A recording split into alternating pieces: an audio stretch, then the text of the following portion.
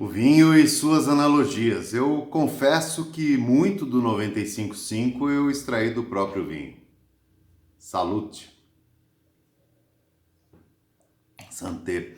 Aliás, é muito gostoso e curioso poder falar de vinho e fazer essas analogias, porque é o meu universo também, né? Me tornei um especialista em vinhos e me fez lembrar aí que eu gravava uma série também do vinho da semana. Bastante curioso mesmo. Mas o fato é que hoje é um dia que veio justamente para a gente falar do vinho e suas analogias. O vinho é a bebida que está sempre acompanhando momentos históricos, né? Aliás, o vinho é a segunda bebida mais antiga do mundo, quando a primeira é a água, né?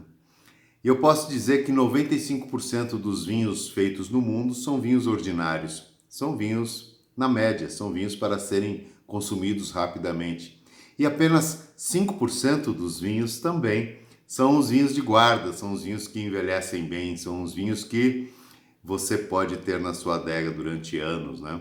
Claro, se você não for um cara como eu, que prefere bebê-los, né? Muito bem, e desses 5%, igualmente, como no caso das pessoas, 1% desses vinhos são os grandes vinhos, os vinhos excepcionais, aqueles vinhos fora da curva. Aqueles até que a gente encontra nos leilões, né? Então, de uma certa maneira, toda essa analogia que eu venho fazendo, me propondo a fazer até nessa série dos 95.5, o vinho tem muita intimidade. Eu escolhi hoje para falar um pouco uma particularidade, algo que me moveu aí há 25 anos, talvez um pouco mais, que foi quando eu fiz a minha primeira analogia do vinho.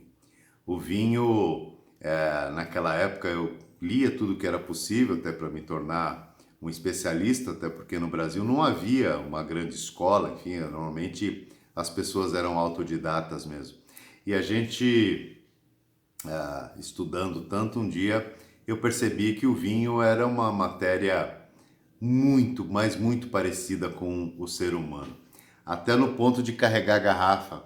A gente dizia que algumas garrafas elas precisam ser carregadas como se fossem bebês, porque elas precisam desse carinho para envelhecerem bem, né? E foi a partir daí que eu comecei a pensar que de fato é isso, né? Quero aqui também fazer aqui enfim, é quase que um plágio, mas enfim, uma forma diferente e divertida do que disse o Cortella, né? O Cortella disse que vaca não dá leite. Eu vou dizer aqui que uva não dá vinho, né? A uva só lá no pé, né, não vira vinho. A uva precisa ser trabalhada, né?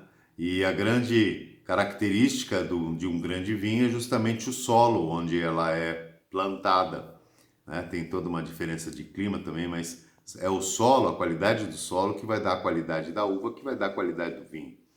Portanto, muitas vezes a gente tem que pensar exatamente nisso. Qual é o solo que você está andando?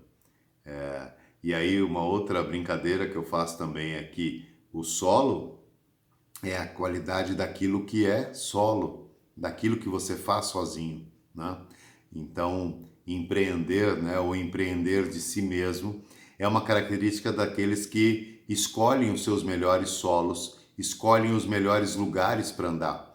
E a exemplo dos grandes vinhos, você precisa estar no solo adequado para poder produzir um produto, ou seja, aquilo que vai diferenciar você na vida é realmente como você se posiciona e em qual solo você escolhe andar. Por fim, nessa analogia do vinho e as pessoas e essas características até do empreendedorismo ou até de ser diferenciado, de fazer parte desses 5%, eu gostaria de dizer que você precisa estudar muito o que vai ser feito, cuidar da embalagem e saber se colocar mesmo. Quem é o público que vai ver o seu produto? Quem é o público que vai beber esse vinho? Muitas vezes nós estamos fazendo bons produtos, mas as pessoas corretas não estão vendo.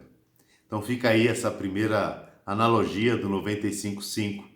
Grandes vinhos nascem em grandes solos. Apenas 5% são grandes. Apenas 1% são aqueles vinhos que todos cobiçam, todos querem ter, assim como os homens.